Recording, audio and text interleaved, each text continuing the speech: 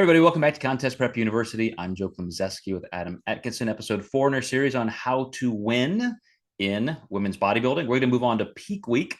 So if you've been tracking with us, talking about the different maybe changes or similarities, consistencies with division criteria into training methodology. We got a little bit into the details with that, but we do have a lot of different series specifically on training, especially features. Check those out.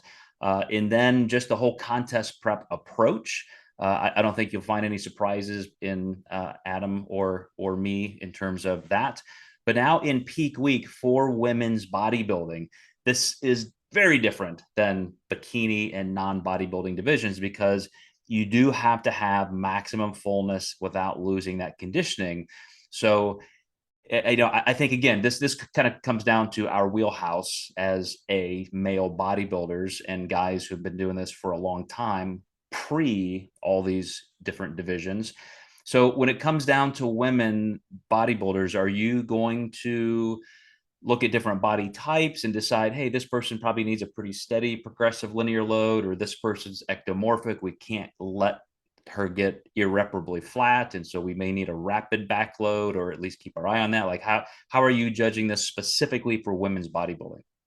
Yes. So typically, it's individual to the person's body, but I will say bodybuilding and women's physique are probably my two absolutes where I am not going to pull water because they can never be too big. I might have 0.1% bikini competitors I do that with. But it's really dogmatic in I want the maximum fullness, the maximum leanness. So I want that person, hydrated as heck before they hit the stage because I want those muscles to be full and tight and popping. But you are correct. The nuances kind of do come down to body type. I will say the trend is a lot of these bodybuilders do have a harder time losing. That's why they have all the muscle in the first place. They tend to be a little bit more endomorphic in nature. I will say also most of my bodybuilders do tend to be older, so they've had time to put on that muscle as well. So that also is kind of a little bit of a hit to the metabolic continuum.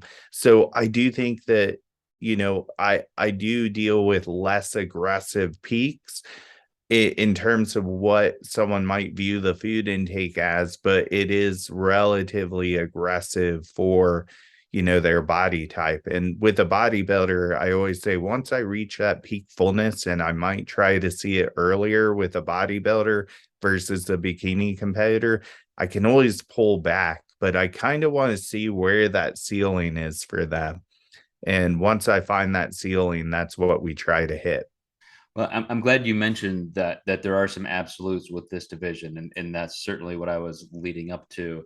I have a client competing for the second time with me, and initially with the concerns of figuring out how far can we go without spilling over, a little bit more conservative, and then you go through that peaking process and you see how well they handle that.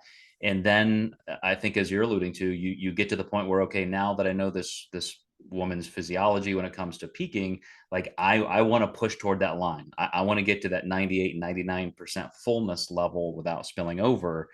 And sometimes that does take, as we like to use a progressive linear load, a more linear at the beginning, progressive toward the end, where we are really ramping up. uh, and I would say that my next point is not that different from division to division.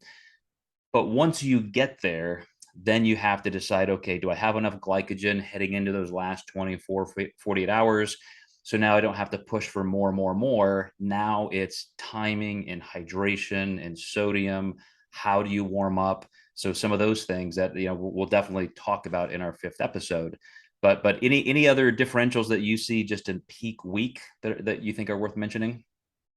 I think one thing, lighting can be ultimately just so paramount with bodybuilders. It really is for every division, but it, if they can travel with a ring light and that would be any peak week, that's super helpful, having that consistency of the lighting. But when you're trying to see every darn fine detail like that, I think it's really important to have that consistency, especially kind of like I said, we're trying to hit that peak early and then manage it for the rest of the week. Once we hit that peak, well, I want to see those timings with the same lighting. Obviously we'll have Friday night, they have Tanner on. That's a little bit of a variable that we can prepare for, that they might not look as tight once they're darker until they hit actual bright stage lights. But yeah, you really want to watch that close with these competitors.